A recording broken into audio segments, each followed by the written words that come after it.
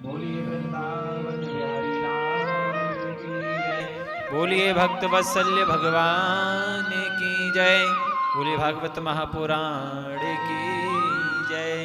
जय जय श्री राधे, जय जय श्री राधे, जय जय श्री राधे श्याम। आइए मंगलाचरण की स्तुति करते हैं। स्वस्ते श्री गणेशाय नमः। स्वस्ते श्री गणेशाय नमः। स्वस्ते श्री गणेशाय नमः। अखंडमंडलाकारं व्याप्तं येन चराचरं तत्पदं दर्शितं येन तस्मै श्री गुरुवे नमः।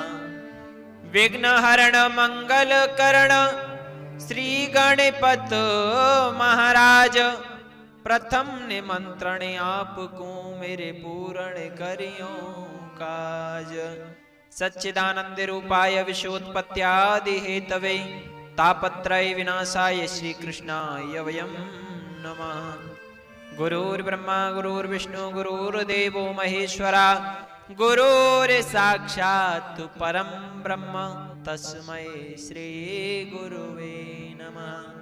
जय जय जय राधा रमण, जय जय नवल किशोर, जय गोपी चित चोर प्रभु तेरी जय हो माखन चोर। बोलिए भक्त वत्सल भगवान की जय। परंपरात पर अखिलेश्वर करुणा वरुणालय भक्त वांछित कल्पतरु तड़ेन्द्र धूत पीतांबरधारी साक्षात प्रतिमूर्ति श्रीमद भागवत महापुराण कहते हैं एक नहीं अनंत जन्मों के जब भाग्य उदय होते हैं तब हमें गोविंद की कथा सुनने का पावन अवसर मिलता है।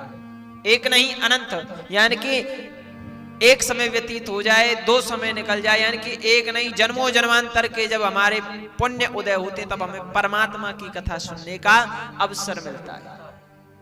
भाग्योदेन बहुजन्म समृजतेन सत्संगम च लभदेन पुरुषो यदा वै, यानी कि भाग्योदेन जो हमारा भाग्य है, भाग्योदेन बहुजन्म यानी कि कोई हमने अच्छा कर्म किया है बहुजन्म में, यानी कि पुराने जन्म में हमने कोई अच्छा कर्म किया तब हमें ये गोविंद की कथा सुनने का अवसर मिला है। हर पुरुष को सत्संग नहीं मिल पाता, हर मनुष्य को ये भगवान की कथा सुनने के लिए नहीं मिल पाती। भागवत का अर्थ है भामाने भक्ति, गामाने ज्ञान, बामाने वैराग्य, तामाने तप। भागवत यानी कि भक्ति जब जीव के अंदर प्रवेश करती है तो मानो भक्ति जीव के अंदर कब प्रकट हुई थी, जिस समय सनक सनातन भक्ति माता की मुक्ति करने के लिए उनको ये भागवत महापुराण का पाठ सुनाया था। उस समय भक्ति देवी भगवान की कथा में मग्न होकर के सनक सनातन के पास में रह गई और सनक सनातन ने मन के अंदर सोचा इस भक्ति देवी को कहां स्थान दे। तो सबसे पहली बात है भक्ति देवी भक्त के हृदय में वास करती है, भक्ति को भक्त के हृदय में स्थान दिया था। यानी कि और वृंदावन से भक्ति की उत्पत्ति हुई थी। जहां कोई पूछता है कि महाराज भक्ति कहां से उत्पत्ति हुई है, भक्ति उत्पत्ति हुई है वृंदावन धाम से। कहते कि वृंदावन के वृक्ष को और मरम ना जानत कोय, डाल डाल और पात पात पे जय जय राधे राधे बोले। जब वृंदावन में जाकर के जीव जन्मों जन्मांतर के जिसके अंदर गलत विचार भी प्रवेश करती हैं और वृंदावन धाम में घुसने से उसके अंदर उच्च विचार आ जाती है। वृंदावन यानी कि वृंदा थी तुलसी, और जहां तुलसियों का वन है उसी जगह को हम कहते हैं वृंदावन। बोलिए वृंदावन धाम की जय। आचार्य सूजी महाराज कहते हैं राजन मैं आपको भगवान की वो पारंपरिक कथा सुनाना चाहता हूं जिससे जीव की मुक्ति हो जाए, और मुक्ति का साधन है। मरने के बाद में जीव की मुक्ति होगी या नहीं होगी हम नहीं जानते। हमें पता है कि हमारी मुक्ति होगी, नरक मिलेगा या स्वर्ग मिलेगा, बैकुंठ मिलेगा, क्या मिलेगा पता है हमको? नहीं पता।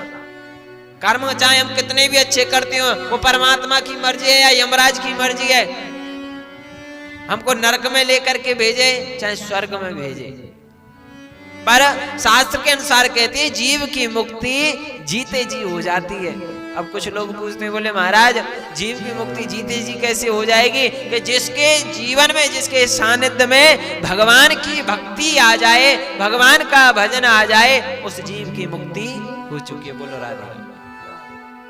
पर रामायण भी कहती है भक्ति ऐसे प्रवेश नहीं करती, ज्यादातर दिखावा चलता है। भगवान कहते हैं निर्मल मन जन सो मोहि पावा और मोहि कपट छल छिद्र न भावा।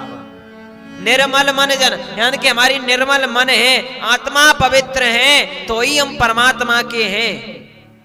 मोहि कपट छल छिद्र न भावा, भगवान को छल कपट ईर्षा दुराभाव नहीं चाहिए, तो तुम भगवान को समर्पित हो चुके हैं। और यदि हमारे अंदर दुराभाव छल और कपट आ गया तो हम भगवान की भक्ति में पारंभिक नहीं है, हम पार नहीं उतर सकते। भगवान की भक्ति में जीव तभी पार उतर सकता है जिसके अंदर भक्ति दया भाव और ईर्षा खत्म हो जाए। और जिस समय ईर्षा खत्म हो जाती है, दया भाव प्रवेश करने लग जाता है, तो जीव भगवान की शरणागति में चला जाता है। बोलो राधे राधे। आचार्य सुखदेव जी महाराज कहने लगे, राजन आप हमें वो भक्ति माता की कथा सुनाओ कि जिससे मनुष्य के अंदर भक्ति भी जागृत हो और भक्ति की तरफ ना जाए फिर भी उसके जीवन में भक्ति आ जाए। यही एक दृष्टांत आता है। बोले महाराज गुरु का अर्थ है गामा ने अंधेरा, रूमा ने प्रकाश। गामा ने अंधेरा, अंधेरे से जो प्रकाश की तरफ लेकर के जाए, यानी कि हम अपने किसी कमरे में बैठे हों, दरवाजा बंद कर लिया हो और कमरे में अंधेरा हो गया, तो कमरे में अंधेरे के अंदर हमें कुछ दिखाई नहीं देगा, और जब तक हम उसमें बल्ब नहीं जलाएंगे तब तक उसके अंदर प्रकाश नहीं होगा। ऐसे ही जीव का गुरु नहीं होगा तो जीव के अंदर प्रकाश की उत्पत्ति नहीं होगी। प्रकाश की उत्पत्ति तब होती है गामाने अंधेरा रूमाने प्रकाश, यानी कि गुरु हमको अंधेरे से लेकर के प्रकाश की तरफ लेकर के जाता है। एक दिन बड़ा ही प्रेमी शिष्य था गुरुदेव जी का, शिष्य बन गया, परिवार को और बच्चों को छोड़ करके चला गया। कहते हैं कि जो गुरु की सेवा कर ले मुक्ति उसको साक्षात लेकर के जाती है। और जैसे प्रहलाद जी भक्ति में लीन हो गए थे, माँ और बाप को भूल गए थे, उन्होंने क्या कहा था, मुझे राम नाम प्यारा पिताजी, मुझे मत मारो, मुझे राम की भक्ति चाहिए। और राम की भक्ति में लीन होकर के उसे साक्षात वैकुंठ का दर्शन भी मिला था। आचार्य सुखदेव जी महाराज कहने लगे, हे राजन गुरु की सेवा करने के लिए चला गया, बड़ी सेवा की, 1 वर्ष व्यतीत हो गई, 2 वर्ष व्यतीत हो गई, 10, 5 साल, 15 साल व्यतीत हो गई। अब गुरु जी कहने लगे, बेटा तुझे अपने परिवार को छोड़ते हुए काफी समय हो गया है, अब अपने परिवार की तरफ जा, परिवार की तरफ देख, तेरा कैसा परिवार है। बोले गुरुजी मैंने आपके चरणों की सेवा की है, मुझे मन नहीं करता आपको छोड़ने का। बोले बेटा तूने मेरी चरणों की सेवा की, मैं अपने शिष्य की तरफ से अति खुश हूं, यानी कि मेरा कोई खुशी का ठिकाना नहीं है, इतना मैं खुश हूं। ऐसा कर जा अपने परिवार की तरफ देख, अपनी जीवनचर्या को बदल। गुरुजी से प्रणाम आशीर्वाद लेकर के जा रहा है। गुरुजी ने कहा बेटा कहते हैं कि सेवा करोगे तो मेवा मिलेगी, यानी कि गुरुजी की सेवा की, अब मेवा का अवसर आया। बोले गुरुजी कहो क्या कहना चाहते हो। कहने का परात्पर भाव ही है। गुरुजी ने कहा कि सुनो महाराज बेटा एक मंत्र देता हूं मैं तुझे, और उस मंत्र का प्रयोग करना, और जब मंत्र का प्रयोग करेगा तो तेरे जीवन में जो तू मांगेगा वही प्रकट हो जाएगा। पर सुन तुझे तेरा जो फल है तुझे प्राप्त हो जाए, पर दूसरे से दुराभाव ईर्षा मत करना। और यदि तू ईर्षा करेगा दुराभाव करेगा तो करना तू अच्छा चाहेगा पर तेरे साथ में बुरा होगा, यानी कि तू दूसरे को देख करके दुखी होगा तो तेरे जीवन में दुख अवश्य आएगा। त्रिविच्चा भर करके गुरुजी के यहाँ से चला गया परिवार के पास में। 15 साल बाद तो कोई मिले अपने परिवार से तो बच्चे और संतान धर्म पत्नी बड़ी खुश होती हैं, माता पिता बड़े खुश होते हैं कि मेरा पुत्र 15 साल बाद आया है, मेरा पति 15 साल बाद आया है, मेरे पिताजी 15 साल बाद आए। मिलने लगे, अरे पिताजी तुम कैसे हो, तुम्हारा हालचाल कैसा है, तुम्हारा दिनचर्या कैसी है, तुम्हारा जीवन कैसा है। बच्चे कहने लगे, पिताजी आप जब से गए हो तब से हमने पेट भर करके भोजन नहीं किया। पिताजी ने पूछा, बेटा क्या खाओगे? बोले महाराज अच्छा सा भोजन आ जाए पिताजी, हम तो उसी से पेट भर लेंगे। पिताजी ने मंत्र बोला, ओम नमो भगवते वासुदेवाय नमः।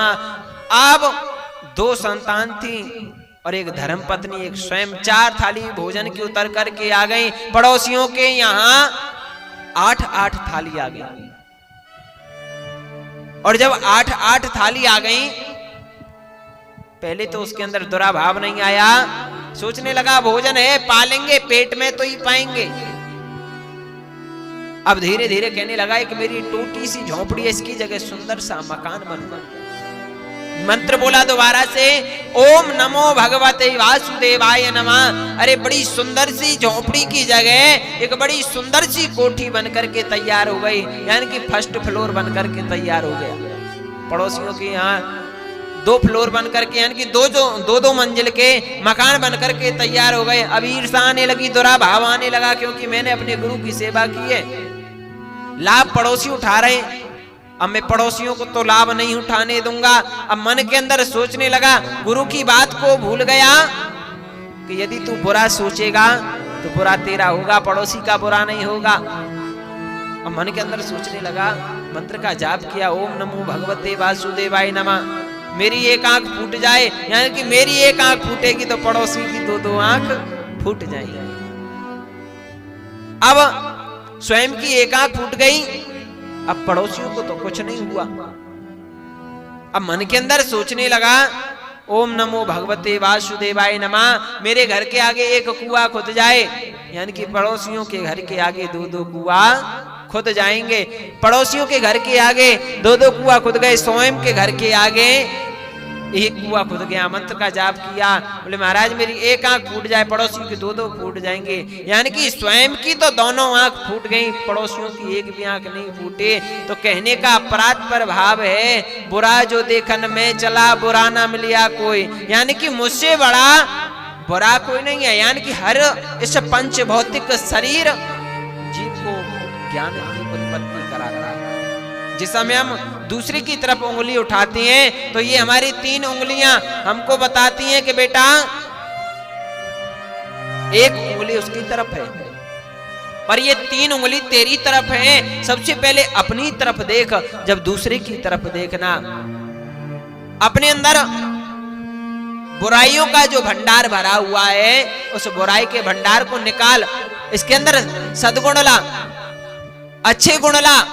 और जब अच्छे गुण जीव के अंदर प्रवेश कर जाते हैं मनुष्य, और मनुष्य जब भक्ति माता की तरफ जाता है, हे प्रभु कर से कर्म करहूं विद नाना, यानी कि कर्म हम अच्छे करेंगे तो हम परमात्मा के हो जाएंगे।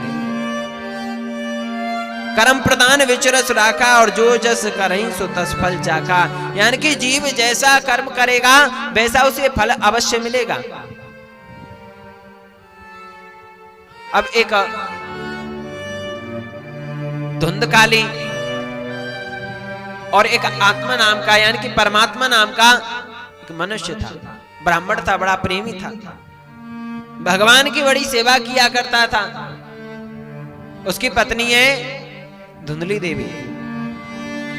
अब धुंधली देवी से कहता है, मेरे जीवन में तो बड़ा ही सुंदर प्रकाश है, मुझे भगवान की भक्ति मिली है, पर एक कमी है।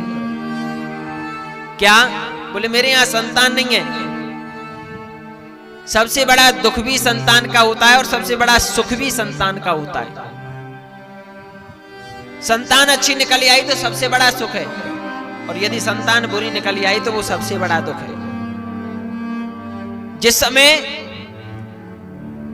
आज आत्मदेव ब्राह्मण भगवान की भक्ति करता रहा, एक दिन रास्ते में से निकल करके जा रहा था, एक बूढ़ी डोगरी पूछने लगी, बेटा तुम निकल करके जा रहे, हे ब्राह्मण तू बड़ी भगवान की सेवा करता है पर तेरे यहाँ कोई संतान नहीं है।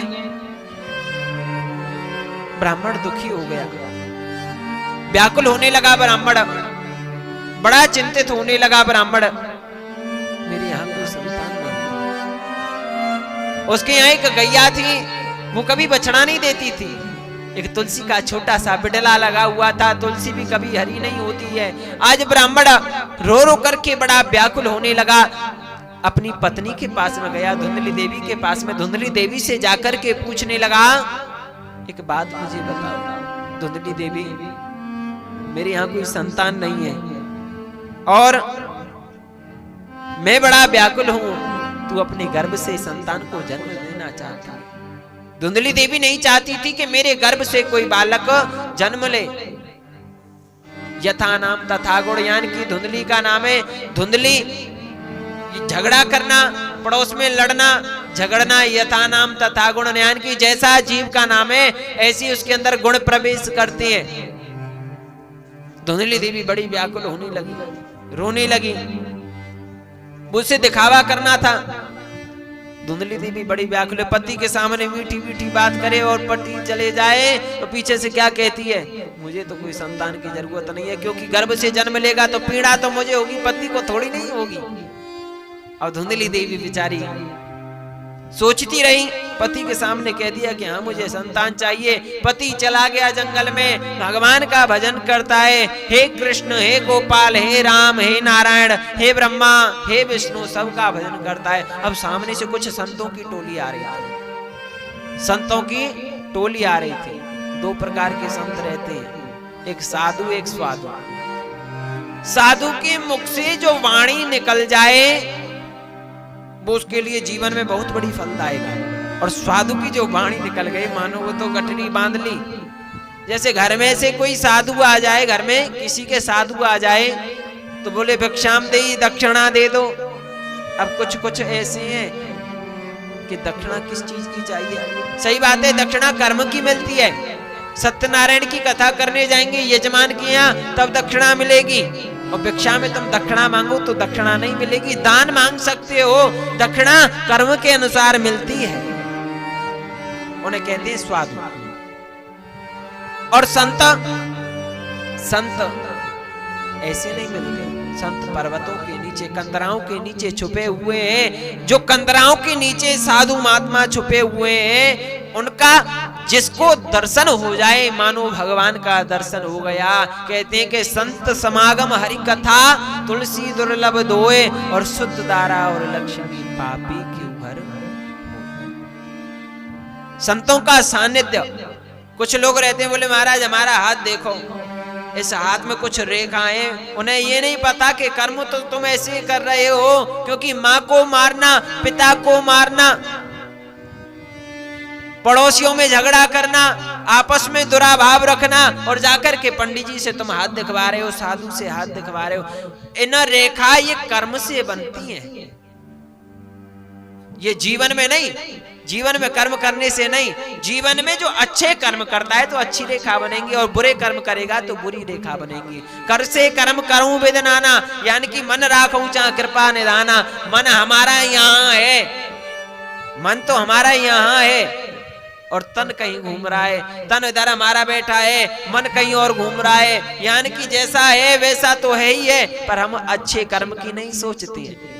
क्या सोचते हैं? यानी कि इसका जो 3 मंजिल की बिल्डिंग बनी हुई है ना, काश ये बिल्डिंग मेरी होती। यानी कि गाड़ी चलाने वाला आदमी सोचता है कि भैया मेरे पास में भी एक कोई बड़ी गाड़ी होती। आजकल की गाड़ी बहुत चल गई है, हमको नाम याद नहीं है, ऐसी गाड़ी मेरे पास में होती। और साइकिल वाला सोचता है कि मेरे पास में भी काश एक मोटरसाइकिल होती। यानी कि जीव की जो भावना है, ये जीव की जो इच्छा है वो बढ़ती है, कभी कम नहीं होती है। आजकल के छोटे छोटे हैं बच्चे हैं, और ये मॉडल जमाना चल गया है। क्या है, चलते चलते क्या कहती हैं, गाना चित्ते सुना होगा, दारू वाला, ऐसा ही गाना है, हमको ध्यान नहीं आ रहा है। मैं दारू पीऊं ऐसे करके। आजकल के बच्चे ऐसी संस्कृति में जो फंसे हुए हैं, उनको शराब मदरा अवश्य मिलेगी। आजकल की जो पीढ़ियां हैं, आजकल की जो संतान है, ये भागवत नहीं, भगवान की कथा नहीं सुनते हैं। जहां सपना नृत्य कर रही होगी वहां देखो, यानी कि हजारों करोड़ों व्यक्तियों की भीड़ रहती है, उस जगह पर जीव जाता है। यानी कि कलयुग का जो एक पैर है ये भी कटने के लिए जा रहा है। कलयुग के जो 4 पग है ना, ये 4 पग में से 3 पग कट चुके हैं, केवल 1 पग बचा है, ये भी नष्ट होने के लिए चला जा रहा है। क्योंकि ये अब कोरोना चल रहा है ना, ये परमात्मा की मार है। क्यों? क्योंकि जीव मनुष्य एक दूसरे को मार रहा है, हत्या पर लगा हुआ है और दूसरे का धन लेकर के नहीं देता है। ये कलयुग की है। कलयुग केवल नाम आधारा और सुमिर सुमिर नर उतर ही पारा। भगवान ने कहा था कि कलयुग में नाम का आधार राम नाम का भजन होगा, जिससे जीव की मुक्ति हो सकती है। कलयुग क्या है? एक नाम का आधार। जीव चाहे तो अपने जीवन को उत्तम भी बना सकता है। जैसे स्त्री घर को स्वर्ग बना दे, जैसे स्त्री घर को नरक बना दे, ऐसे ये मनुष्य है। लोग बाग चाहें तो स्वर्ग भी बना सकते हैं, वैकुंठ भी बना सकते हैं, द्वापर भी बना सकते हैं, त्रेता भी बना सकते हैं और सतयुग भी बना सकते हैं। और जो कलयुग है वो चल ही रहा है। मनुष्य के हाथ में है जो कुछ करना जीवन में, ये मनुष्य के हाथ में है। भक्ति है, आजकल ऐसी भक्ति चल रही है, बोले महाराज कृष्ण की भक्ति कैसे होगी? लोग बाग जवाब करते हैं उस कृष्ण का जवाब करते हैं कि जिन बेटियां जो विवाह नहीं करती हैं कि हमने कृष्ण से विवाह कर लिया है, हम कृष्ण से विवाह करेंगे। अरे कृष्ण से विवाह करने लायक तुम्हारी उपाधि भी नहीं है अभी कृष्ण से विवाह करने के लायक। वो मीराबाई भगवान की भक्ति में पागल हुई थी, उसने कृष्ण से विवाह नहीं किया। क्यों? क्योंकि उसकी इतनी बड़ी उपाधि नहीं है जो कृष्ण को प्राप्त कर ले। यानी कि कृष्ण को प्राप्त करने के लिए जीवन में जाने कितना क्या क्या खोना पड़ता है, तन की सुध भी नहीं रखनी पड़ती, तब कृष्ण की प्राप्ति होती है। ऐसे नहीं कि रोड पर चलते चलते भगवान ने जाने कितनी द्रौपदियों की लाज बचाई। आजकल की द्रौपदी है ना, वो सड़कों पर घूमते हैं, भगवान किस किस की लाज बचाने के लिए आए। आजकल की वो द्रौपदी नहीं बची जो थी, और आजकल की जो द्रौपदी है वो सड़कों पर घूम रही है। ऐसी द्रौपदियों की जान बचाने के लिए कौन कौन आएगा? भगवान कब तक आएंगे? द्रौपदी अब नहीं रही। आचार्य सुखदेव जी महाराज कहती हैं, राजन ब्राह्मण चला गया, भगवान की भक्ति करता है, हे नारायण हे नारायण, साधुओं की टोली आ रही है, संतन के संग लाग रे तेरी बिगड़ी बनेगी। यानी कि संतों का सानिध्य करने से जीव की बिगड़ी बन जाती है। आजकल के साधु ऐसे देखे, हम एक जगह गए थे, बड़ी दूर गए थे, वहां बंबई में, वहां देखा कि जाकर के मंदिर पर एक साधु महात्मा रहते थे, रुद्राक्ष पहन रखे थे। बाबा बड़े ज्ञानी ध्यानी है। हम दंडवत क्या बोले? महाराज जी दंडवत। महाराज जी ने आशीर्वाद दे दिया, सुखी रहो। अब वहां कथा चलती रही, 7 दिन तक कथा चली। महाराज जी के एक भी दिन दर्शन नहीं हुए कथा में। यानी कि साधु का कर्म बनता है जाकर के उसमें भागवत जी का दर्शन करना। जिस साधु के अंदर घृणा आ जाए, जिस साधु के अंदर घृणा आ जाए, उसमें से एक संत का लक्षण कट गया। साधु के अंदर हजारों लक्षण जो प्रवेश करते हैं, वो काफी समय बाद, यानी कि काफी अच्छी संगत करके जब साधुओं के पास में वो लक्षण एकत्रित होते हैं। बोलो राधे राधे। महाराज आज बड़े प्रेम के साथ में साधु के पास में आए और उधर जाकर के आत्मदेव को एक फल दे दिया, देख जा अपनी पत्नी को जाकर के खिला देना और तेरी पत्नी गर्भवती हो जाएगी। ब्राह्मण फल को लेकर के बड़ा खुश होकर के दौड़ा दौड़ा गया, धुंधली देवी के पास में पहुंचा। अरे ले, मैं फल लाया हूं, इस फल को पाले तू गर्भवती हो जाएगी। अब धुंधली देवी सोचने लगी कहीं फलों से भी संतान होती होगी। ब्राह्मण इतना देकर के, वो आशीर्वाद है, वो एक आशीर्वाद का रूप है। यहाँ एक मुझे दृष्टांत ध्यान आता है। एक बाबा थे, संत थे, बड़े अच्छे संत थे, दयालु संत थे। 5 घर मांगते थे, 5 में घर से 6वां घर नहीं मांगते थे। एक दिन मांगने के लिए चले गए। 5वें घर में एक बूढ़ी डोकरी रहती थी, बड़ी बुजुर्ग थी। 4 घरों से तो भिक्षा मिल जाए, और संग में महाराज जी के हम जैसे शिष्य भी चले जाते पीछे पीछे, क्योंकि गुरु जी ते कछु सीखे बेकू मिलेगो। चले गए, 4 घरों से अच्छी भिक्षा मिल जाए, 5वें घर में जाए तो मैया गाली देने लग जाए, कहां ते आ जाए, मोढ़ा मांग बिका जाए।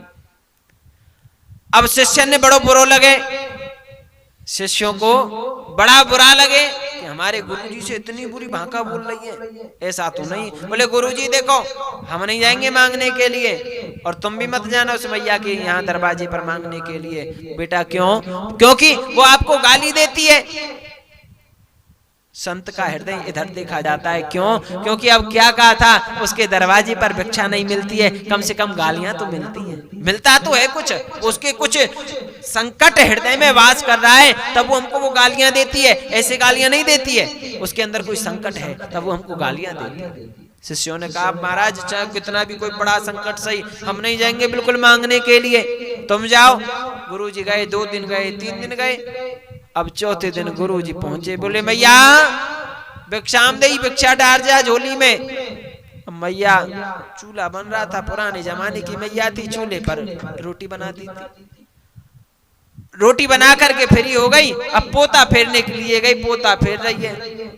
मैया ने एक आंख से देखा कि बाबा जी आ गया, पोता उठाया और पोता उठा करके बाबा के मुंह पे मारो छप। बाबा ने पोता उठाया, पोता हटा करके कहा हे दादी मैया, तूने आज मुझे पोता मारा है, जा तुझे पोता ही मिलेगा। बाबा इतना कह करके और उस कपड़े को निचोड़ करके झोली में रख लिया। झोली में रख करके जा रहे शिष्यों से कह दिया कि मैं अब तो बाहर भ्रमण करने के लिए जा रहा हूँ। रमता जोगी बहता पानी, मेरी क्या पूछो, तुम शिष्य पूछ रहे थे गुरुजी कहाँ जा रहे, बोले रमता जोगी और बहता पानी है, मैं तो जाने कहाँ रम जाऊं, मुझसे पूछो मत। अब बिगड़ गए, चले गए, समय हो गया बहुत। गुरुजी नहीं आए लौट करके, 9 महीने बाद 1 साल बीती। अब उधर मैया के यहाँ एक छोटा सा बालक ने जन्म लिया। उस समय मैया को याद आई कि मैंने बाबा को गारी दी और पोता फेंक के मारो, भाई को शायद प्रसाद मुझे आज मिल गया, क्योंकि बाबा ने कही तेने मुंह में पोता मारो, जा तुझे पोता ही मिलेगा, जा तुझे पोता ही मिलेगा। शायद मुझे आज बाबा की कृपा से ये छोटा सा पोता मुझे मिल गया। चारों लंग घूमे, बाबा के आश्रम पहुंच गई। अब शिष्य कहने लगे ये तो बूढ़ी भैया है, वही भैया है जो बाबा को गुरुजी को गालियां देती थी, आज ये कैसी भगी भगी आ रही है। अरे भैया बेटा मोए बताइयो तुम्हारे गुरुजी कहाँ गए। बोले मैया तुम तो गालियां देती थी हमारे, उसी के लिए मैं क्षमा मांगने के लिए आई हूँ। मैंने उस बाबा से जाने क्या क्या बुरा भला कह दिया, उल्टा सीधा कह दिया, मुझे तो क्षमा मांगनी है, उनसे कैसे भी करके क्षमा दिलवा दो।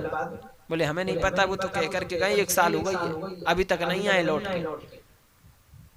वो बूढ़ी मैया अपना निराश होकर के लौट करके चली गई। जब निराश होकर के लौट करके चली गई, एक दिन बाबा स्वयं ही रमते रमते रमते रमते मैया के दरवाजे पर पहुंच गए। बोले मैया भिक्षाम दे ही। मैया कहने लगी मुझे तो आवाज वही लग रही है जो 1-1.5 वर्ष पहले थी। मैया ने दरवाजा खोला, बाबा की तरफ देखा, रे ये तो वही महात्मा है। दौड़ी दौड़ी गई, पैर पकड़ ली, बोले बाबा मुझे क्षमा कर दे, मैंने तो बुरी बुरी गाली दी, उल्टो सीधो मैंने तूते कही, बाबा मुझे क्षमा कर दे, मैंने तेरे मुंह पे पोता फेंक के मारो। बाबा ने कही कि देख यदि तू मेरे मुख पर पोता फेंक के नहीं मारती तो आज शायद तुझे पोता ये नहीं मिलता। बोले राधे राधे। यानी कि साधुओं के साथ में ऐसा व्यवहार करें, उनके मुख से कोई गलत बात नहीं निकले जो हमारे जीवन में दुखदाई हो जाए। उनके साथ में ऐसा व्यवहार करें जो अंदर से जो इंद्रियां हैं वो अच्छा आशीर्वाद दें, जो हमारे जीवन में सुखदाई हो, दुखदाई नहीं हो। ऐसा महात्माओं के साथ में व्यवहार करना चाहिए। आचार्य सुखदेव जी महाराज कहते हैं राजन, धुंधली देवी बड़ी व्याकुल होने लगी। अब पड़ोस में से पड़ोसिन को बुलाया, सहेली को, इधर आ। बोले हाँ क्या कह रही है। देखे मेरे पति फल दे के गए हुए, मेरे पास में धन तो बहुत है पर संतान नहीं है, और तेरे पास में संतान है पर धन नहीं है। देख आगामी जो तेरे जो संतान होगी ना, उस संतान को मुझे दे देना, और मैं तुझे धन दे दूंगी, आधा फल ले तू खा लेना और आधा फल हमारी गाय को खिला दे। प्रैक्टिकल करने के लिए कि फल से संतान होती या नहीं होती। गाय को फल खिला दिया, गाय गर्भवती हो गई। उधर धुंधली देवी पेट के अंदर कपड़ा ठूस करके चारपाई पर पड़ी रहती है। आत्मदेव को कहती है कि मैं तो गर्भवती हूं, मैं गर्भवती हूं। चारपाई पर पड़ी रही, 9 महीने व्यतीत हो गए। जो सहेली थी उसने एक बालक को जन्म दिया, दौड़ी दौड़ी गई, ले धन पकड़, इस बालक को मुझे दे दे। बालक को लेकर के आ गई, कलेजे से लगा लिया। आत्मदेव ब्राह्मण कहने लगे मेरे यहाँ सुंदर सा बालक हुआ, बड़ी खुशी मनाने लगे। जिसके यहाँ 12-13 वर्ष तक कोई संतान नहीं हो, उसके यहाँ 14-15 वर्ष बाद संतान आ जाए तो खुशी का ठिकाना नहीं रहता है। हृदय से लगा लिया और हृदय से लगा करके कहने लगे मैं अपने पुत्र का नाम, मेरा नाम आत्मदेव, मेरे पुत्र का नाम परमात्मदेव। बोले ऐसा नहीं होगा, क्योंकि मैंने 9 महीने तो दुख संकट तो मैंने झेले हैं, मैं रखूंगी मेरा नाम धुंधली, मेरे पुत्र का नाम धुंधकारी। यथा नाम तथा गुण, जैसा नाम रखोगे ऐसे ही गुण आएंगे। 2 प्रकार के गुण होते हैं, रजोगुण और सदोगुण। रजोगुण कौन से होते हैं? जो गलत में जाती हैं, और सदोगुण जो अच्छे कामों में उपयोग होती हैं। आज महाराज धुंधकारी धीरे धीरे बड़ा होने लगा। उधर एक गाय ने एक बछड़े को जन्म दिया। वो कैसा है गाय का बछड़ा?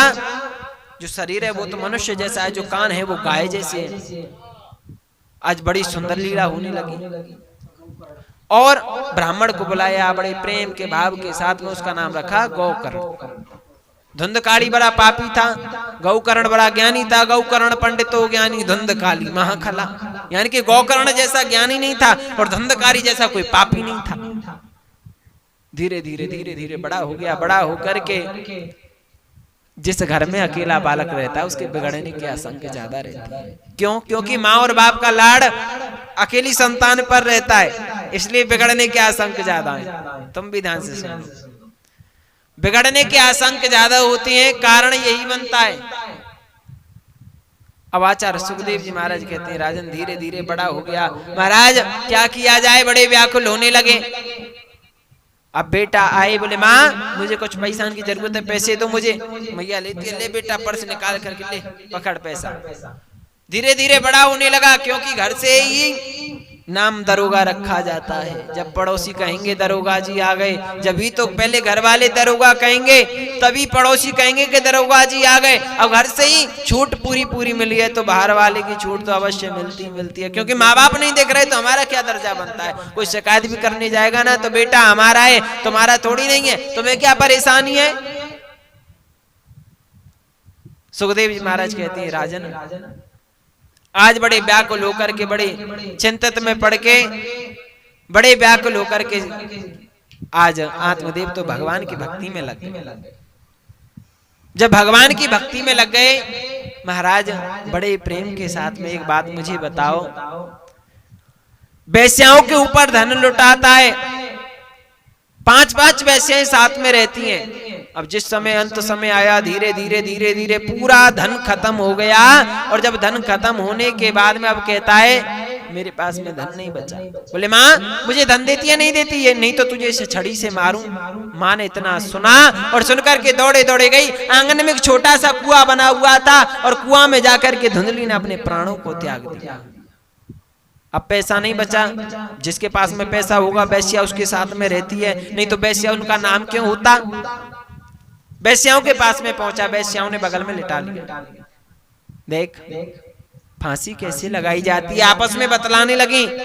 अरे देख मैं फांसी लगा करके देखूं, दूसरी कहती मैं देखूं, तीसरी कहती मैं देखूं। धुंधकारी बोला तुम रुको मैं देखता हूं। धुंधकारी ने जैसे गले में फांसी का फंदा डाला और सामने धड़ाम से नीचे धुंधकारी गिर पड़ा और धुंधकारी की मृत्यु हो गई। धुंधकारी प्रेत योनि को चला गया, प्रेत बनने लगा। हवा इधर उड़ जाए, इधर से हवा इधर उड़ जाए। अब मुक्ति कैसी हो? प्रेत की मुक्ति नहीं होती है।